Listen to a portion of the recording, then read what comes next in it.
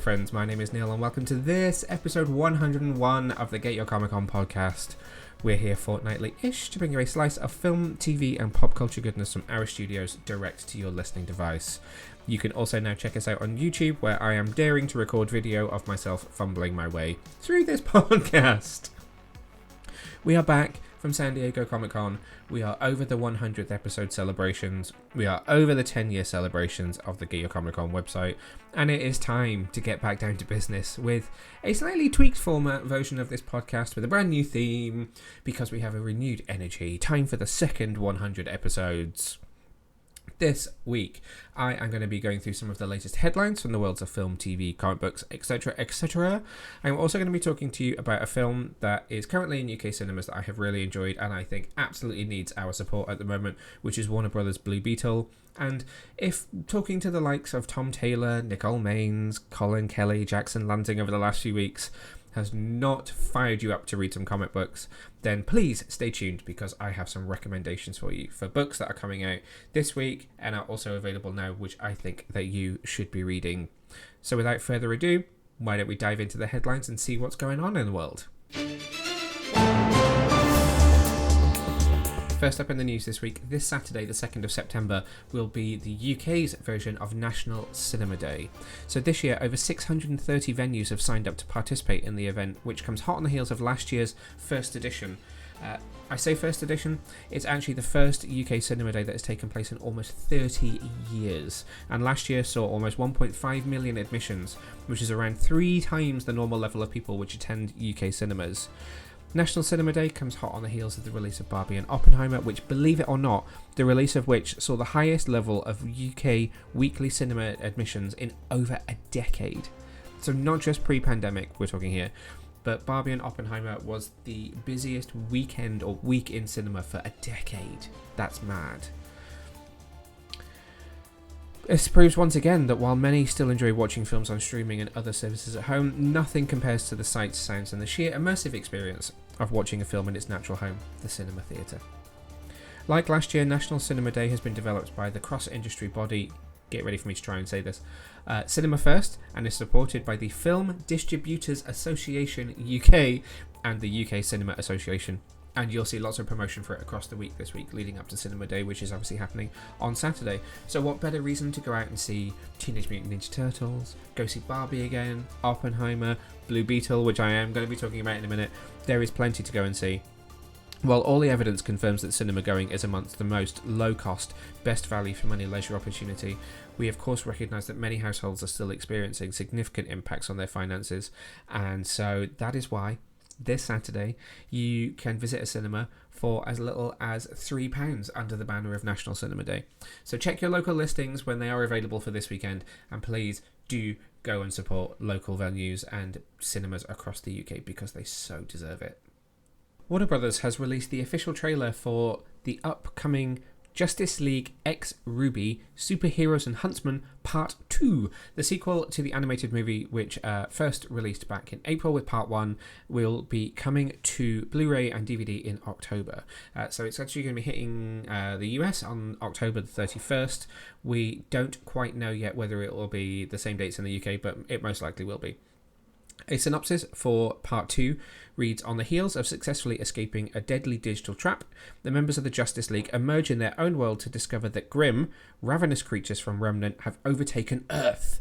In order to defeat the monsters, they must call on their new friends Team RWBY for help. You will know that we interviewed the wonderful Chandler Riggs, who played Superman in Part 1 of Justice League X RWBY.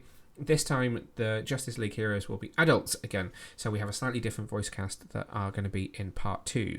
The second part includes the voices of Lindsay Jones, Cara Ebel and Aaron Zek, as well as Barbara Dunkelman as their Team RWBY heroes, and joining them as the voices of the Justice League will be a bunch of names that I don't have on my screen, so bear with me just 1 second.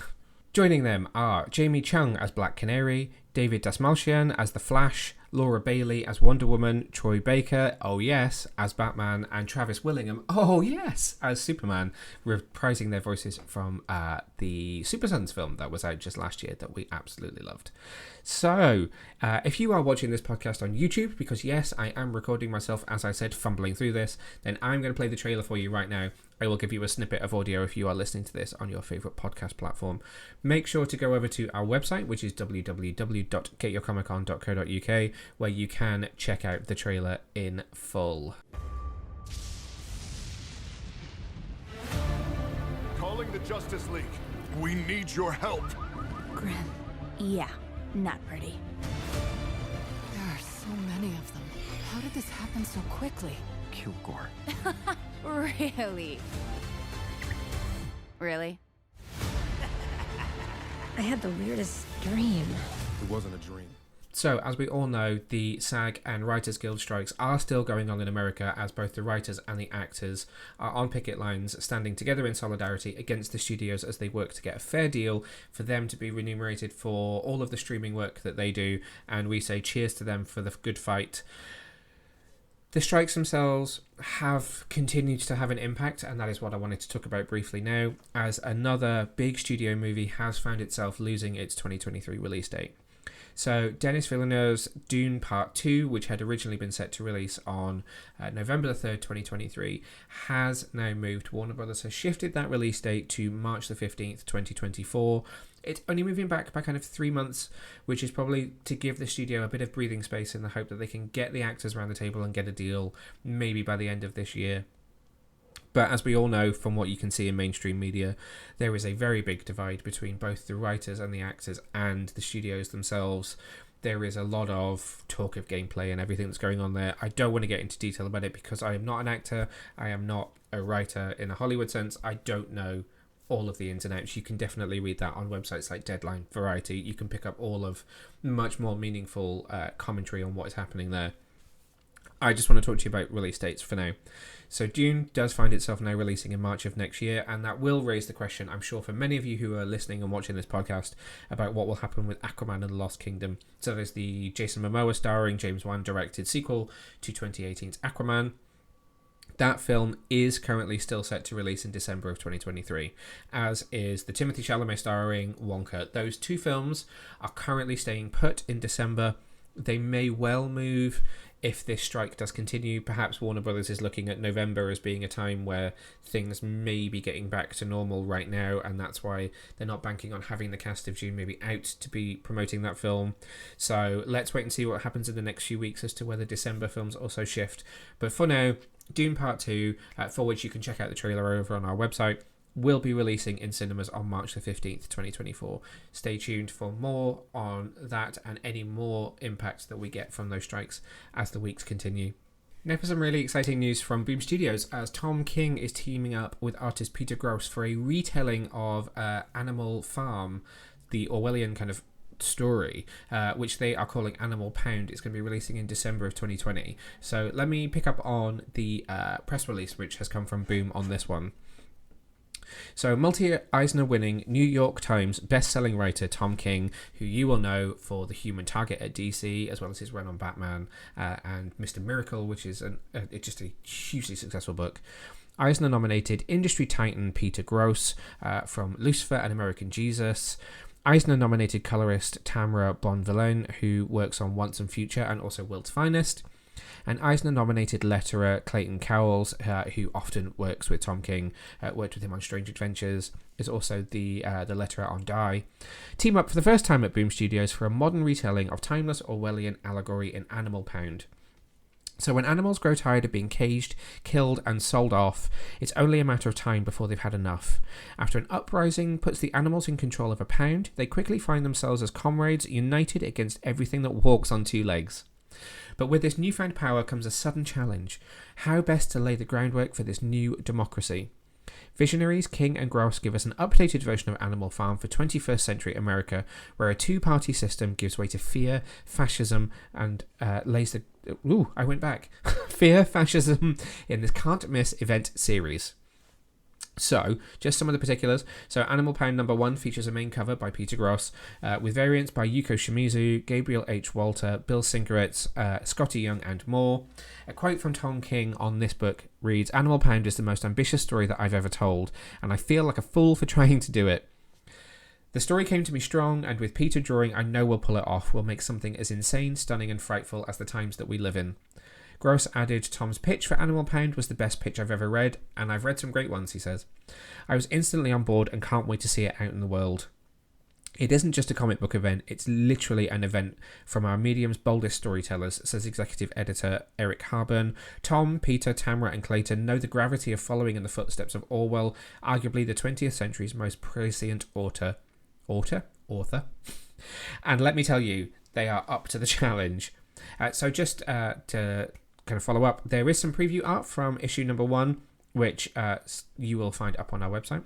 And issue number 1 will be available in comic book stores and on digital platforms from December the 20th, 2023.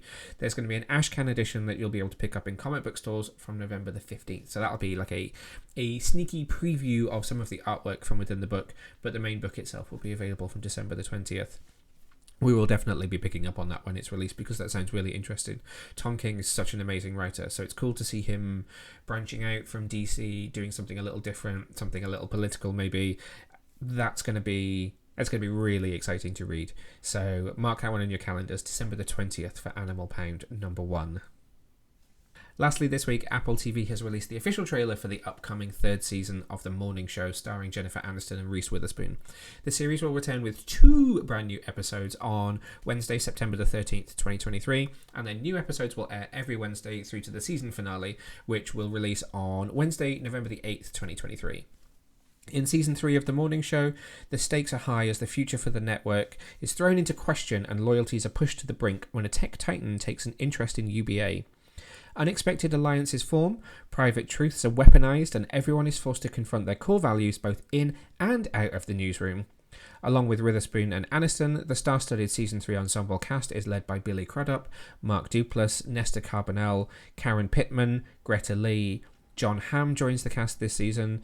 Nicole Bahari, who is... I haven't seen her in anything since Sleepy Hollow, which I absolutely loved as a show, so great to see her joining this. And the returning Juliana Margulies. The Emmy, SAG and Critics' Choice Award-winning drama, which has already received an early renewal for Season 4, which is very important, is showrun and executive produced by Charlotte Stroud, who takes over this season from the previous showrunner, and is directed and executive produced by Mimi Leder. The series is produced by Studio Media Res and executive produced by Michael Ellenberg through Media Res, along with Stout and Leder. Aniston and Kristen Hahn executive produced through Echo Films, and Witherspoon executive produces alongside Lauren Neustatter for Hello Sunshine. You didn't need to know that bit, but it was in the press release. It sounded good. So really looking forward to that. I loved Season 1 and Season 2, so I'm really interested to see where it goes in Season 3, and really glad that they have a Season 4 already, so we know that no matter what happens this season, there is more story to come. Hopefully that means they've crafted a story that could end with quite a banger of a cliffhanger as well, knowing that they have more episodes. If you want to check out that trailer, then do head over to our website. Again, the website address is www.getyourcomiccon.co.uk, and you can watch that trailer in full and enjoy The Morning Show when it returns, as I said, with 2 brand new episodes on September the 13th, 2023. Before we close down the newsroom this week, there's just enough time for me to remind you that if you want to keep up to date with the latest breaking news, then follow us on social media. We're on all major platforms at Get Your Comic Con. For now, let's dive in on some reviews. So the first of our reviews this episode, I want to talk to you about a film from Warner Brothers and DC, which is currently in cinemas globally, which is Blue Beetle, the latest and I guess second to last film of DC's current run. It's also a character that may be part of the DCU. We can talk all about that as we're diving in on this film. Before I start, I just want to say that there will be some minor spoilers, so if you haven't seen it yet, and I know some of you haven't, then please do skip ahead to the next section of the podcast. Otherwise, if you don't mind a few minor spoilers, stick around because we're going to really dive into it. This film is doing okay at the box office. It's just had its second weekend. It fell by around 50% in the US, just under 50%, which is actually a relatively good hold for a comic book movie. At this point, we're more used to seeing comic book movies fall by 60-70% in their second weekend. So there is a strong hold for Blue Beetle, which is really I'm overjoyed at that, because it means that people have enjoyed it, people are going back to see it, more people are hearing the word of mouth and going to see it. The film is still in the mid-70s on Rotten Tomatoes. It is certified fresh. It has a really strong audience score as well. So people are liking this film, which is really, really great. But yes, please do skip if you want to avoid spoilers. So, written by Gareth Dunnett Alsosa, directed by Angel Manuel Soto. This film stars... I'm going to hopefully... do okay, because this one has been stressing me out. If you've watched any of my other Blue Beetle coverage, you'll know I really want to get names right and don't want to get anything wrong. So it stars Xolo Mariduena as Jaime Reyes, who is aka the Blue Beetle, the lead. We have Bruna Marquezine as Jenny Cord, Becky G as the voice of Kajidar, Damien Alcazar as Alberto Reyes, George Lopez as Rudy Reyes, Adriana Barraza as Nana Reyes, Belisa Escobedo as Milagro, Epelida Carrillo as Rocio Reyes, Susan Sarandon as Victoria Cord, aka one of the film's villains, Harvey Grillen as Dr. Sanchez, and Rahul Max Trujillo as Carapax. I'm going to stop there. Don't want to go into anything that might reveal anybody else who's in this film. So, you want a synopsis, don't you? If you don't already know what this film's about. So an alien scarab chooses Jaime Reyes to be its symbiotic host, bestowing the recent college graduate with a suit of armour that's capable of extraordinary powers, forever changing his destiny as he becomes the superhero known as Blue Beetle. So this film was originally envisioned for HBO Max in the US. We don't know how it would have released here in the UK under that banner, but it was originally going to be for HBO Max. Then under the Warner Brothers regime before James Gunn and Peter Safran, it was under the Walter Hamada days, it was given extra money in order to shoot in IMAX to upscale itself ready for a cinema release. So ignore anyone that says to you this film was shot for HBO Max. That is not the case. It was originally conceived for that release, but that is not how it was shot. It is so much fun. I'm not going to lie to you, there is, we're not breaking any new ground in terms of storytelling here. What we are breaking ground with is that representation of a Latin family. They come from Palmera City, which is an invention of DC Comics that you can pick up on if you read the recent Blue Beetle Graduation Day miniseries by the wonderful Josh Trujillo, who is about to have a new Blue Beetle series, which is starting in a couple of weeks that we'll be doing some coverage on. So Palmera City is a new location that's invented in first seen in that book, as is the character of Victoria Cord, played by Susan Sarandon in this film. But as I was saying, this film is just wonderful for that representation, and it's great to see that family. They are so wonderful on screen. All of these actors, playing Milagro, Rocio, Nana, Rudy, Alberto, are brilliant. They are brilliant together. The interplay between them is just magical. It's so much fun. But the overall story of Blue Beetle is very much what you have seen in other films. Lots of people have kind of said this in reviews, but there are similarities to Spider-Man Homecoming in that this is a young character. He is slightly older in this film. He is 22. He's a recent college graduate. Whereas in the comics, if you go back and read the kind of origin of Jaime, he is more like 15, 16. So they have aged him up slightly to bring him away from that Tom Holland Spider-Man. But in terms of the vibe around this film, it is somewhere between that kind of Spider-Man Homecoming youthful energy and that corporate espionage suit of armor of the first Iron Man film in many ways. But you can tell by the way I'm smiling, there's just something about the heart and the core and the excitement of the cast in this film, the writing, the direction, that makes it really, really fun to watch. So let's just start with Xolo Mariduena first. Many of you will know him from Cobra Kai on Netflix. He was not a series that I have watched, so he was really new to me. He was not somebody who I was particularly familiar with, and I think he did a really wonderful job of breathing life into Jaime. He is funny, but he is very, very heartfelt in his performance. You can see early in the film his connection to the family is really what inspires him in everything that he does. He is that first of his family to go to college. He is the one who wants to give back to the family for everything that they have given him. He's the one that wants to help pull them out of the what's the word I'm looking for? He wants to kind of elevate them from where they are living at the moment, to give them everything that he feels that they deserve. Not because there is anything wrong with where they are, it's just that he has such a dedicated and unwavering love for his family that he wants to do right by them. And that is the driving force for so much of this film.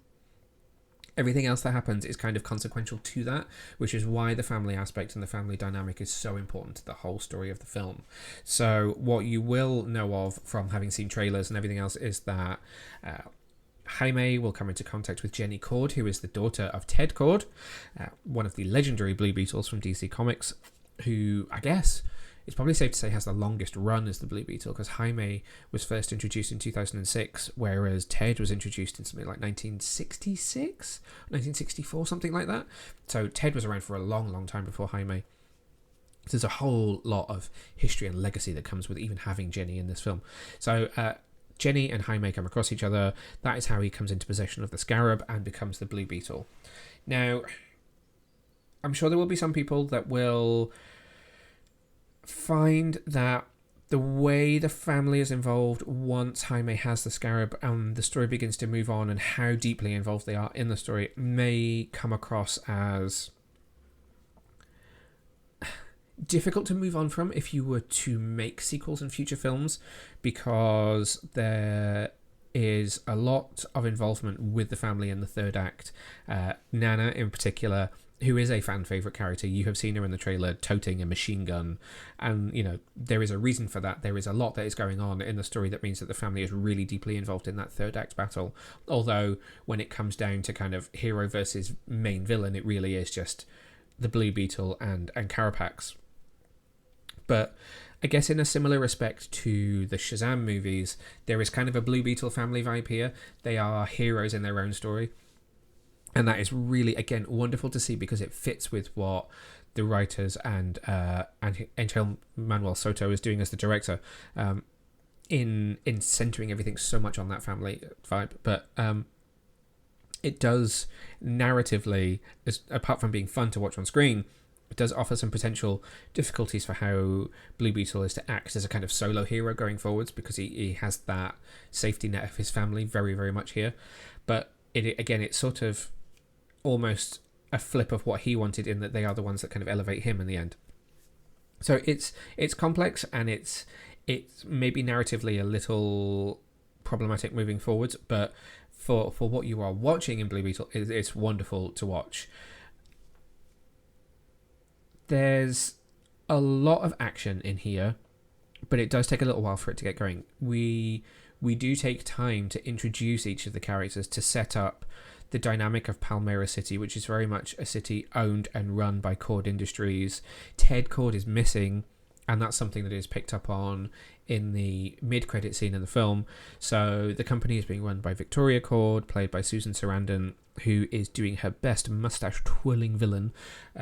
And so there is that kind of rich side of the tracks, poor side of the tracks scenario, where Palmyra City has this really shining beacon cityscape full of companies, which you will see, which do some wonderful world building for DC. So Cord is there, LexCorp is there, Ace Chemicals is there. A lot of familiar names from DC Comics exist in this city, but there is this huge divide between the local families who've been driven out and across the river, who live in the Palmyra Keys, and then the rich folk who live in the city. And that's a dynamic which very much plays out throughout kind of everything in the film as well, in that it's kind of the haves and the have-nots. And that does add into some of the kind of cultural aspects of the film as well, in that, you know, this family is looking to lose their home because of this huge corporation that's pushing them out, etc., etc. So it really does, in the first act, build up not just the family characters, but the perspective that the family have on Cord Industries and what they are doing. And so it sort of builds up the villain through this evil corporation empire kind of scenario. So there is some political and cultural commentary there on the kind of I don't want to call them faceless, because Victoria is obviously very much character, but that kind of big name corporation comes into big city, pushes out the locals. There's a lot there about what Latin culture has been through. And I don't want to say and comment too much on that because clearly, white man, I am not as well versed in that as, you know, somebody who is of that culture. But there's a strong story there which I think that the Latin culture will really connect with, and we as a, you know, people like me as a white audience will watch, and there is something to learn from this other than just watching a superhero movie. Let's talk about some of the wider aspects of the film. Action sequences was where I started before I just peered down that road. There are some really great set pieces in this film. It's very, very hand-to-hand combat, and it is very practical, especially early in the film. There are some wonderful practical fight sequences between Carapax and Blue Beetle where, you know, you're really seeing actors on wires, practical suits, and that's really cool. A lot of these movies, these big comic book movies these days, just disappear into green screen and CGI. And yes, there are obviously a lot of big CGI moments in this film. You know, Blue Beetle does fly up into space. The third act battle does feature some amazing weapons that are conjured by Kajidao and the Blue Beetle suit, and Carapax being completely taken over by OMAC, which is a big one for DC fans, and where that leads. But in terms of the hand-to-hand combat, there is some really great practical stuff here, and that's really, really fun to see. And that, yes, is a consequence of a lower budget and originally being conceived for HBO Max, but my God, how awesome is it to see a superhero movie actually remembering to be practical for once. It just looks so much more tangible on screen, and you can feel the punches and you can feel the impacts when Jaime is thrown through a truck, and it just is, it's so wonderful to see that. I had kind of forgotten how much I enjoy seeing practical effects, and so seeing that here, although it does make you realise that it's lower scale, is just really exciting to see for me. And that's one of the reasons why I think this film works so well in comparison to other comic book movies that we've had this year. You know, if you look at Quantumania, which is, okay, not a film I enjoyed as much, but is just a huge CGI mess in many respects, and you look at The Flash, which has issues with its special effects, albeit through this really great story, and it is so heavily stylized in the things that you see, particularly when you're inside the Speed Force. This film just strips all of that away. You know, there's no mention of the word multiverse. There are no multiple versions of characters.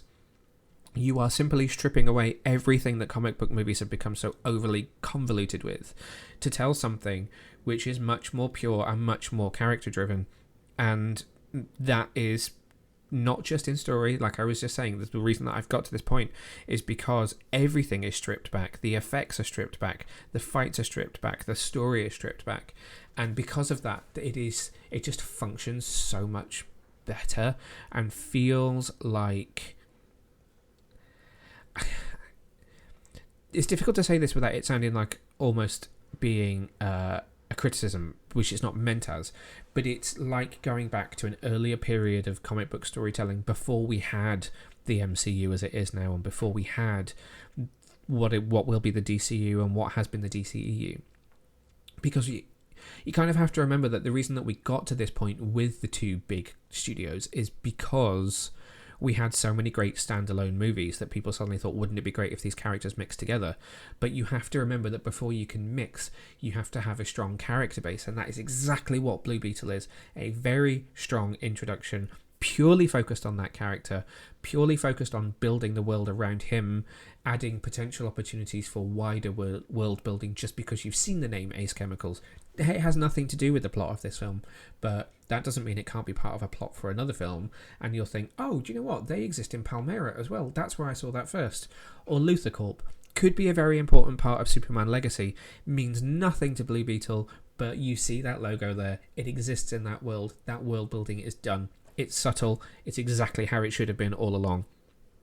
And so that's why I love it. I just love it because it simply doesn't want to do anything other than tell a fun story around Jaime and around the Blue Beetle and this wonderful family. When the film does use special effects, they're really, really good. Obviously, a lot of people complained about the special effects in The Flash, which I don't want to compare it to The Flash because they're two very, very different movies.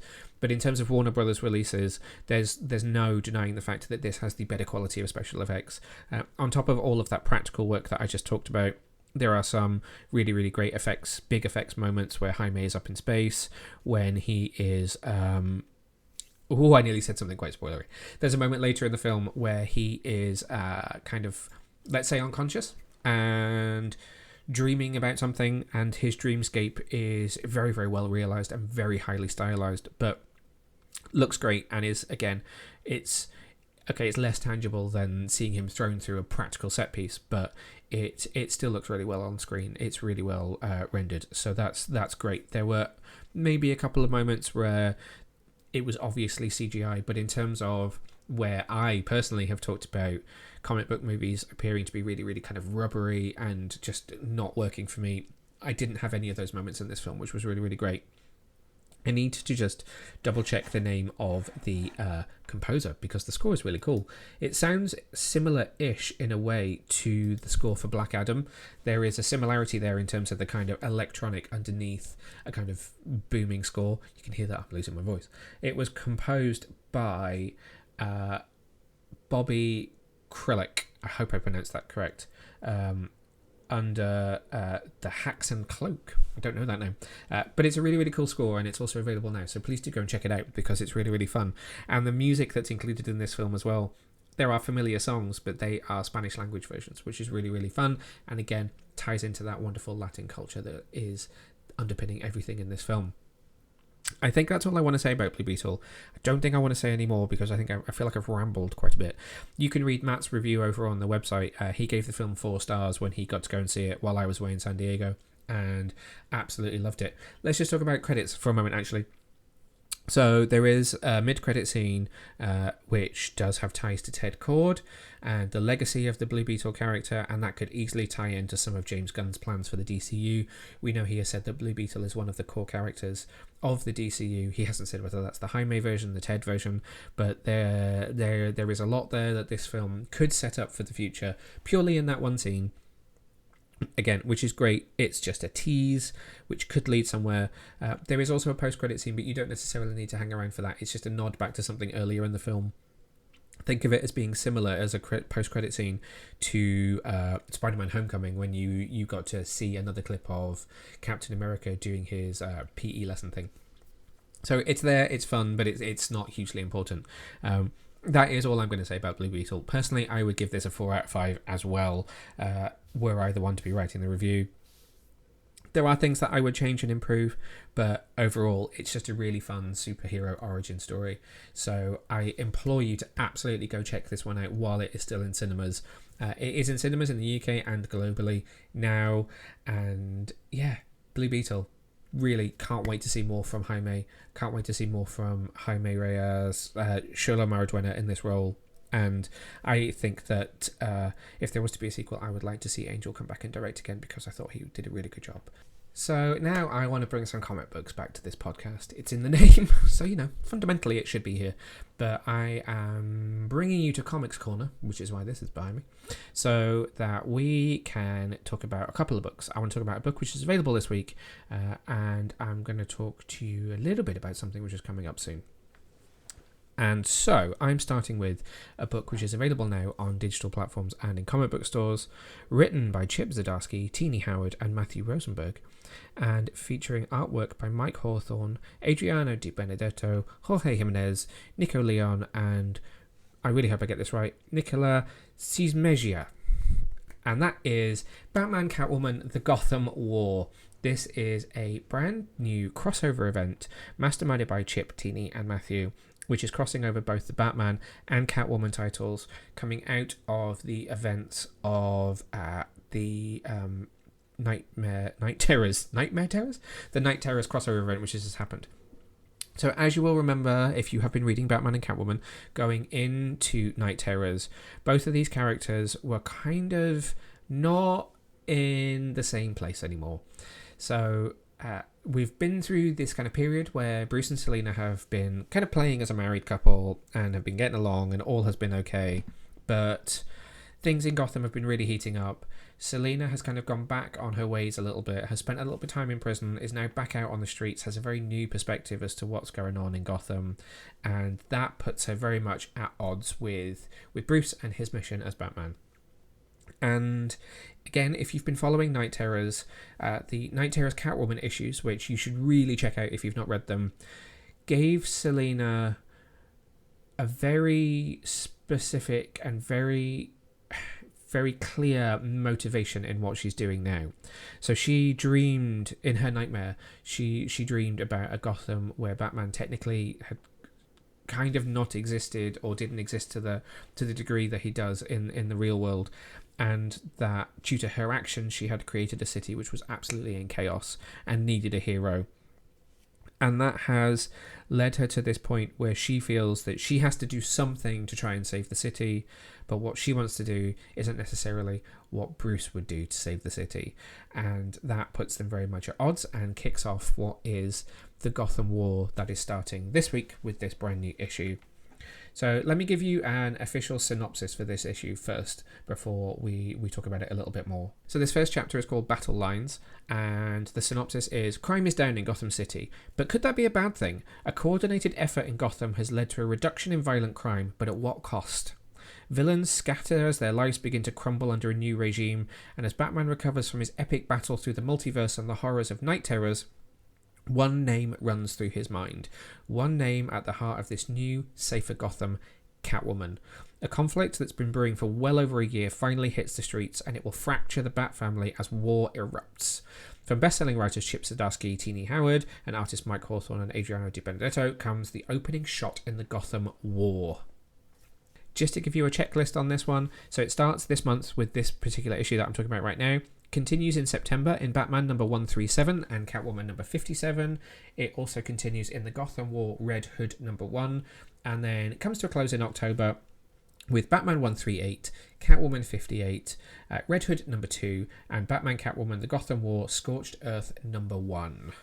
So there is some really interesting setup in this book. It starts out...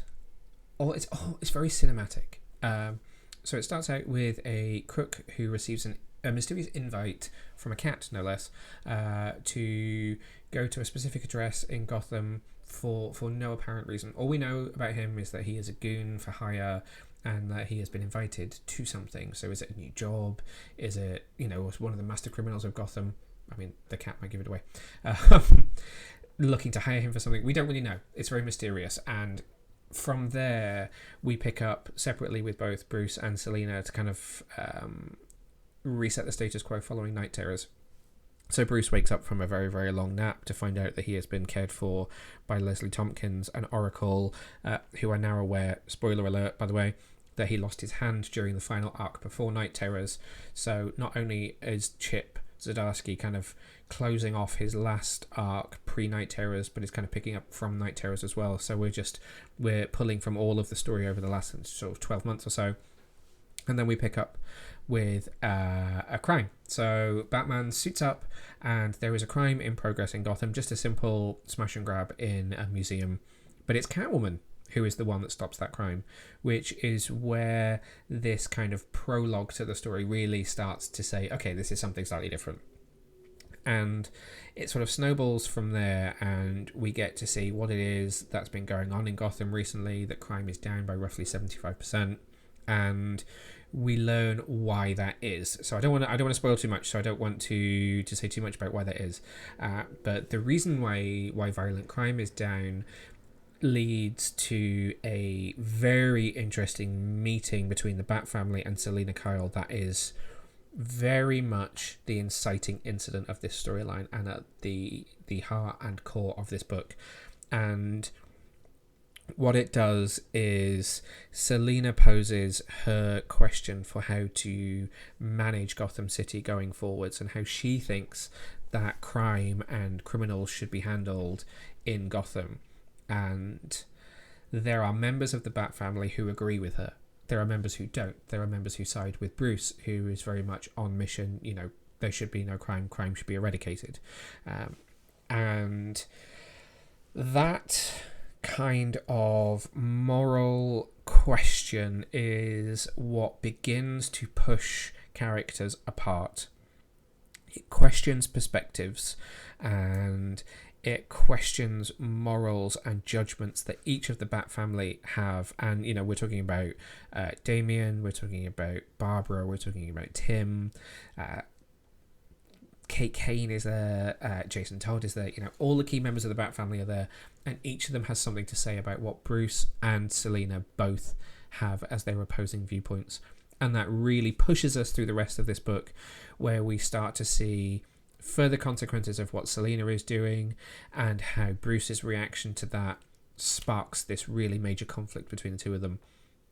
And it's really interesting. It is quite different to what we have seen in recent stories.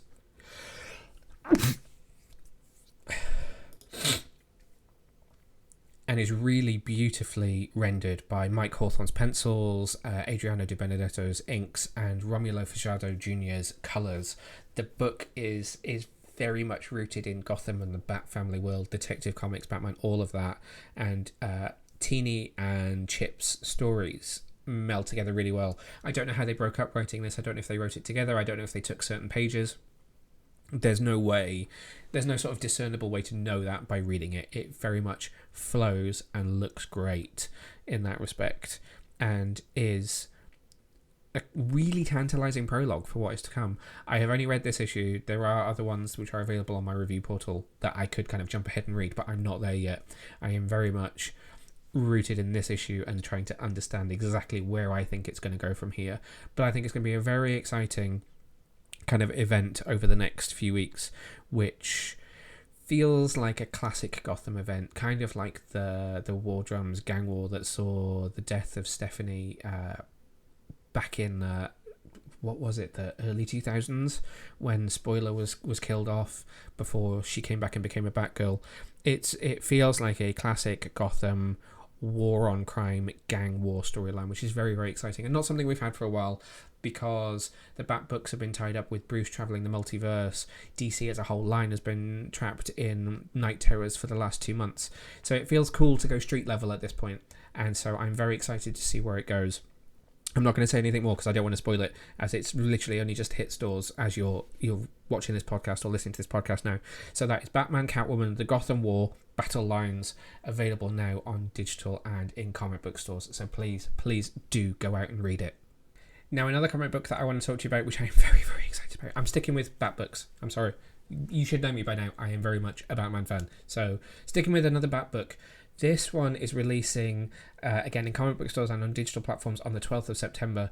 This is... Oh my god, I can't believe this is finally coming out. This is Batman, Gargoyle of Gotham, written and drawn by the wonderful Raphael Grandpa, who you can listen to my interview with him in one of our San Diego Comic-Con episodes, or you can check out the interview with him over on YouTube. Just search Get Your Comic-Con on YouTube. This is his new Black Label Bat series, written and drawn by him, colours by Mateus Lopez, letters by John Workman, cover art by Raphael Grandpa as well. It's absolutely magnificent. I have finally read the full first issue. I had an Ashcan edition, which I was given at San Diego Comic-Con, but I now have the full first issue. Sorry, Oliver is trying to push my microphone. I now have the full first issue, and it's just amazing. It's so individual and unique and different, but is so also rooted in Bat Family at the same time.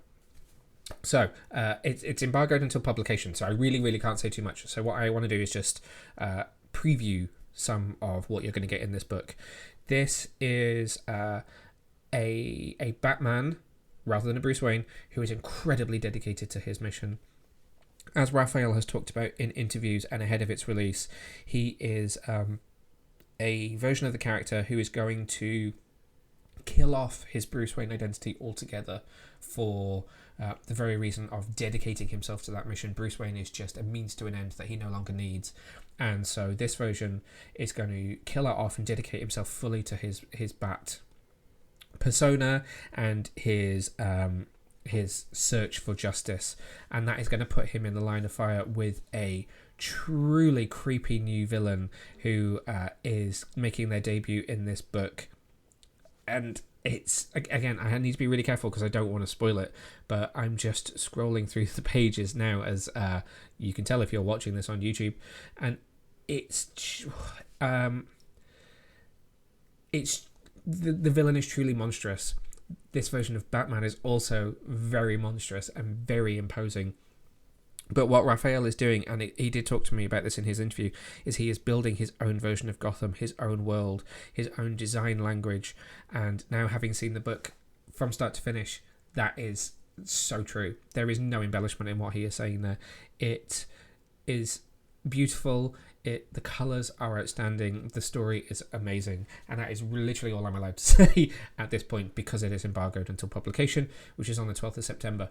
But I just wanted to point you in this direction. You can see some preview art now online. But that is Batman, Gargoyle of Gotham, #1, book 1, hitting comic book stores and digital platforms on September the 12th. I will cover it some more when we get to that episode of the podcast and I can finally talk about it a bit more and dive into it.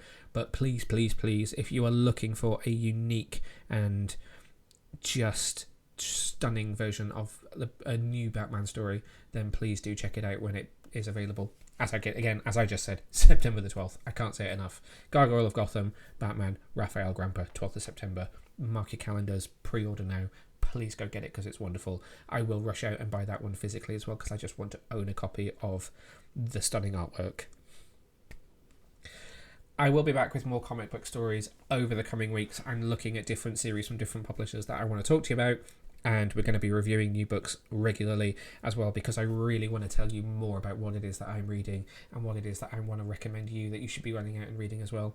But if you've got books that you would like to recommend for me to read as well, that I maybe have not picked up or not had a chance to because I'm just so busy reading everything else, as you can tell from what's behind me on the mess of the shelves, then please do find me and get in touch on social media. You can find me on all major platforms as @NeilVag. I'm on Twitter, Threads, Instagram, Blue Sky, all of those. Just search me by name and you'll be able to find me.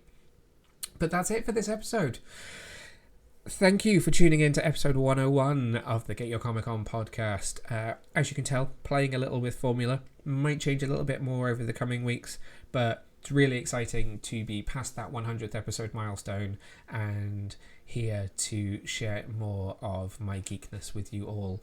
Next week, you'll have a brand new episode of the Consistently OK podcast with Nick and Luke as they dive in on episode 2 of season 1 of Daredevil. Really enjoying their deep dive into this show, particularly now it's finding new life on Disney Plus and preparing for Daredevil Born Again. Nearly forgot the title, which will be debuting on Disney Plus hopefully in the next year or so. But until next time, stay safe, stay well, stay geeky, and I will see you very soon. Bye.